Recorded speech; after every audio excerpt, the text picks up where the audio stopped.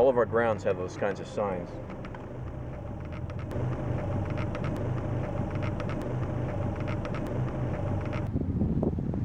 You got some new bags. Yeah. This is the creek where it all started, by the way.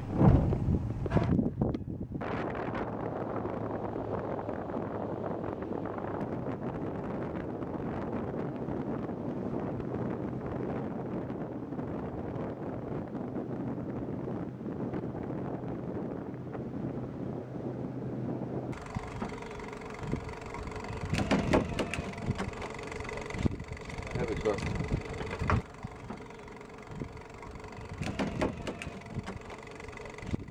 Heavy stuff. Want me to shift? Yeah. Well, not yet, not yet. Back a little bit. Okay, now. Watch the end.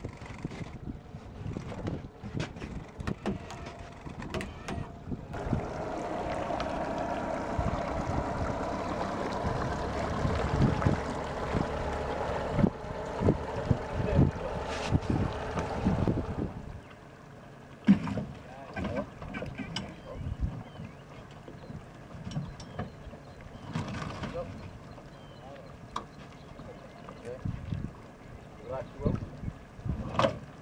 All the way up.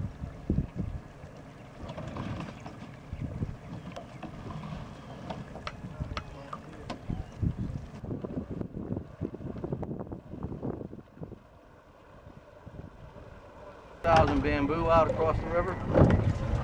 They're peppered with these things. Wow. It's a seed. The smaller bags we put the oysters in. And they'll stay in here until they're big enough to go into a bigger mesh. This is stuff we grew ourselves. See, his pump will wash this off with seawater.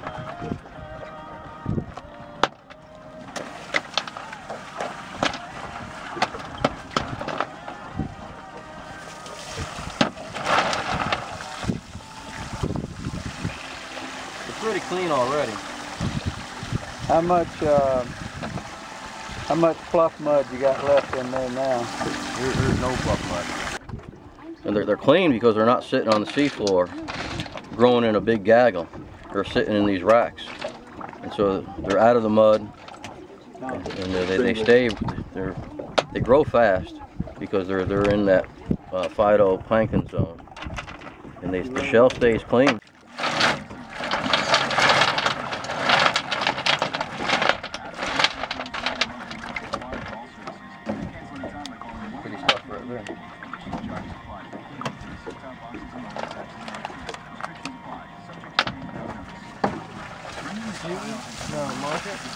We'll put the bag back under.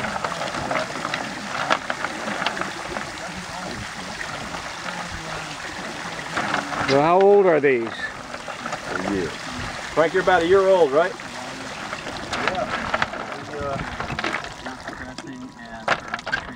About a year old, 13 months maybe. Single ladies. That's something. Amazing. These oysters get to mature size. They filter anywhere from 40 to 50 gallons of water per day. Each one? Each oyster. So the more oysters you get, the cleaner they'll filter the water. The cleaner the water is filtered, the more sunlight can penetrate deeper into the water. More sunlight penetration, you get more phyto and zooplankton, as well as the spartina grasses get more sunlight, makes a healthier grass. And they in turn, when they die off in the fall, when they flower, they put off parts of the grasses that go into the water, and the oysters eat them. So it's a full cycle. So everyone's dependent upon the other to grow. Because these guys filter so much, they're removing all the sediment and detritus and stuff that's in the water column, and it makes it cleaner. Making it cleaner, the sunlight penetrates deeper. Deeper the sunlight penetrates, the more phyto and zooplankton you get. The more phyto and zooplankton you get, the more your indigenous species thrive. All your little fishes and finfish and shellfish and crustaceans all start up on those grasses. And those Sparta grass? Spartina. Spartina grass. And that's where everything stays. And that needs sunlight to penetrate to get to the grass where the grass can grow. If you lose your sunlight, the grass doesn't grow, you can't support the small fish, then the system collapses like the Chesapeake.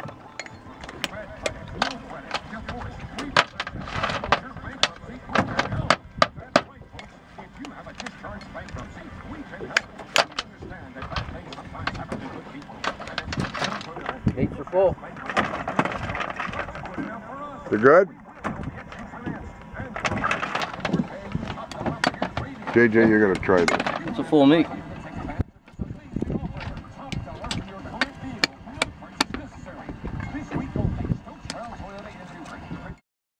This oyster here will go to a restaurant and it will be shucked as a half shell oyster, which means it'll sit in the refrigerator, and when it's needed, they will shuck the top plate off it. On this top plate is an oyster set right there. That's a baby oyster right there.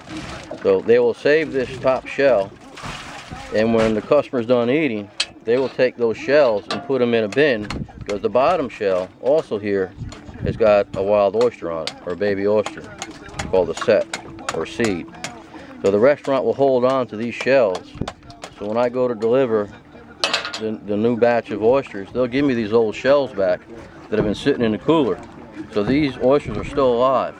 So when the boat goes out in the morning to get more oysters, it takes all of the shell with it. These is called green shell. So we take it and we dump it on an oyster rake or a sandbar or someplace where we know the oysters are going to grow. And this will form a new oyster bed. And over the course of the season, daily operations, that's why we've been able to increase our acreage by 3 acres just in the past couple of years. Each oyster will spawn over 1 million oysters. So it doesn't take a lot of oysters to spawn a lot of oysters. And when we started here, these oyster rakes were barren, they were dead. There was just some old shell laying around. We took 40 real premium, good looking oysters and set them out here, and the spawn just rolled and rolled and rolled. And people who have been here for years will tell you that they've never seen so many oysters here. The old timers say this reminds them of the 50s and prior, when oystering was a big industry here. But it's amazing how these guys, given the proper conditions, will repopulate, especially if you help them along. Give them the shell to attach to. That's why it's important we bring all of our shell back out. And it just keeps rolling and rolling. You go from just a few to millions to hundreds of millions in a short period of time. You just got to make sure they got food in good, clean conditions, and they'll do the rest. Over 1 million, 2 million in various stages of growth. And these guys, and these are the singles, these guys have all spawned. And just on the bamboo, we've got 2 or 3 million seed on bamboo that's an inch right now. That's a whole nother category that we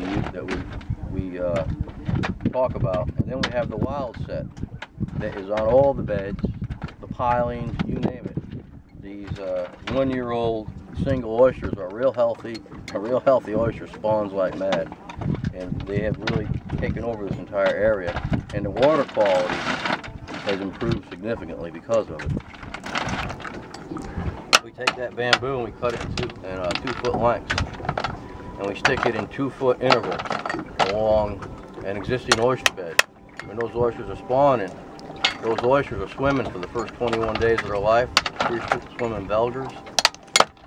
And on the 21st day, that evening, they descend and look to attach to a like substrate.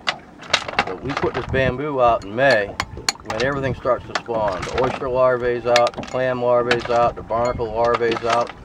And the first thing to attach to the bamboo is the barnacle larvae. So they get a nice set on the bamboo, and then the fish and crabs eat the barnacles.